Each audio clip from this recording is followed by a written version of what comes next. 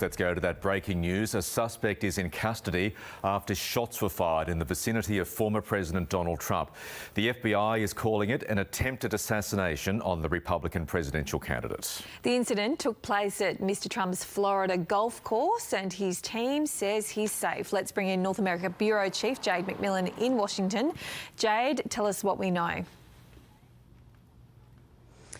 Well, this incident happened only hours ago. Donald Trump was playing golf at his course in West Palm Beach in Florida. It's not far from his Mar-a-Lago residence. And we're told that a Secret Service officer had gone up ahead of Donald Trump when he spotted a man in bushes several hundred metres away with what's being described as an AK-47 style rifle. Now, this Secret Service agent has opened fire at the suspect. He has fled into a nearby vehicle, but we're told that a witness was able to get down the details of that car, and so that vehicle was later pulled over and this man has been arrested. Authorities there in Florida have also said that when they went to this area, these bushes as they've been described, where the man was first spotted, that they found that weapon along with 2 backpacks and a GoPro camera. So this investigation is still in its very early stages. The suspect is in custody,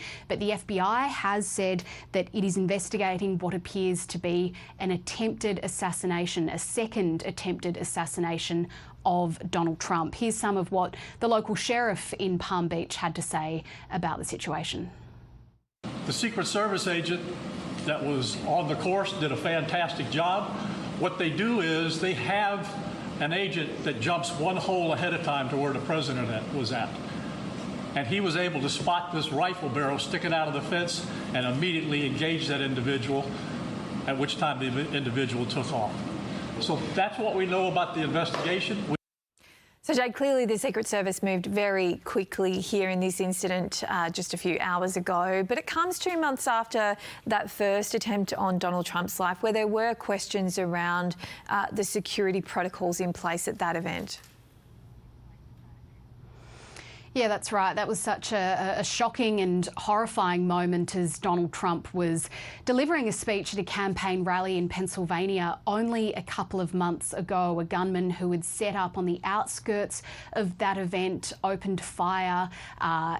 The bullet grazed the ear of Donald Trump, coming so close to potentially taking his life. And one man in the crowd, one of the former president's supporters, was killed in that incident. So there were ramifications in the wake of that shooting, serious questions asked about how the Secret Service could have allowed those security failures. Donald Trump, as a former president, is given that protection for life, and he is now, of course, the Republican nominee at this year's election, which is less than a couple of months away. So we did see some changes in the wake of that shooting. Security was stepped up. We saw Donald Trump changing the way he held some of his campaign rallies in the early stages, taking them indoors instead of holding them outdoors, and appearing to have bulletproof glass as well in front of where he was speaking on some occasions.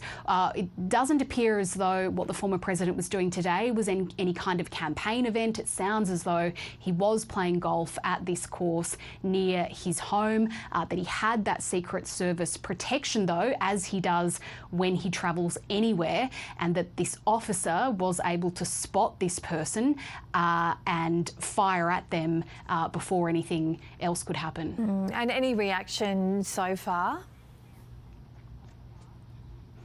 Well, Donald Trump has released a message to his supporters. He has said that he is safe and well and no one was hurt, thank God. We've also had a brief statement from President Joe Biden and Vice President Kamala Harris, who is Donald Trump's Democratic opponent in this year's election.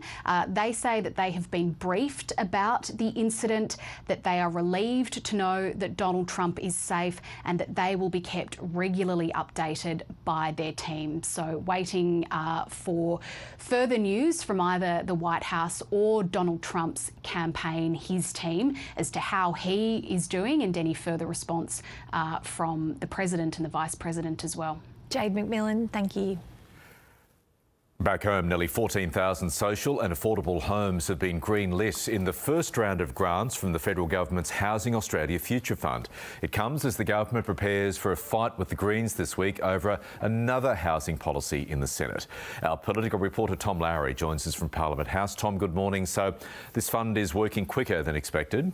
It's a $10 billion investment fund, so that $10 billion is invested and the money it earns is spent on social and affordable housing, with a minimum spend of $500 million a year. The first round of projects to be funded by this scheme has now been announced, and there are just short of 14,000 of them. The government has a target of 40,000 homes in 5 years, so it says it's going ahead of pace. It'll firstly deliver 13,700 homes in total. About 4,000 of those will be social housing, so rent is set at a level that people on low incomes can afford. About 9,500 are affordable homes where rent is capped at 3/4 of the market rent in that area. So again, aimed at being affordable for people on low to median incomes. Now, of course, these properties have to actually be built. They've been announced, but they need to be constructed. The government's saying that will now get underway. About 40% will start this financial year. Some are faster to build than others. The sector says that townhouses can be pretty quick to put together, but apartment buildings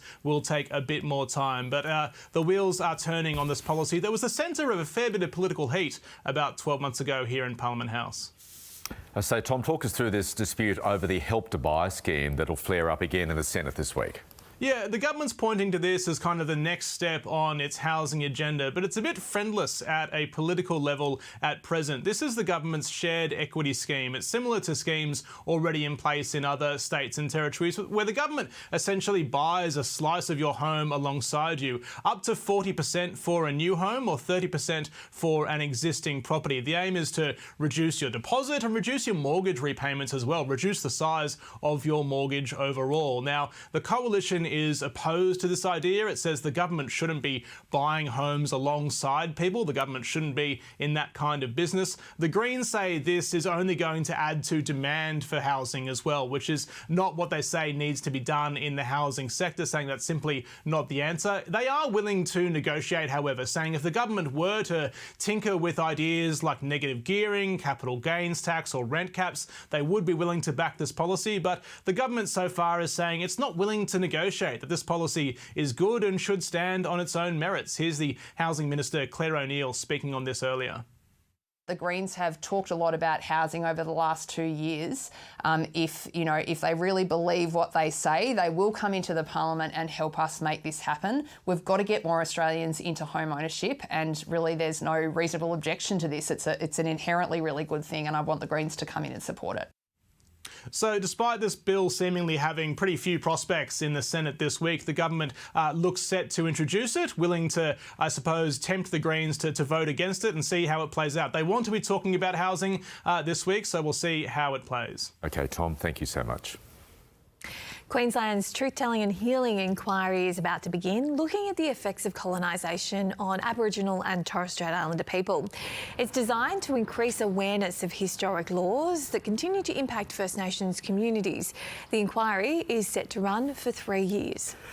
The search continues this morning for 2 people who allegedly stabbed a man inside a Melbourne nightclub. The pair fled the area and were last seen heading along Macquarie Street in the suburb of Prahran.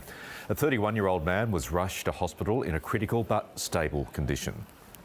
City of Sydney Lord Mayor Clover Moore says she's on track to serve her 6th term after the local government election. Voters will have to wait until next month to find out the official results. This year's election has been marked by the failure of the New South Wales Liberal Party to nominate 136 councillors across 16 different council areas. At least 7 people have died and thousands have been forced to flee their homes across Central and Eastern Europe after Storm Boris triggered heavy flooding over the weekend. Authorities remain on high alert for further rain expected in the days ahead. Naomi Watts and Elizabeth Debecki will lead the Australian contingent at the 76th Emmy Awards, which are about to get underway. Watts is up for Best Supporting Actress in a limited or anthology series in Feud, Capote versus the Swans, while Debecki gets a nod for her role as Diana, Princess of Wales in The Crown.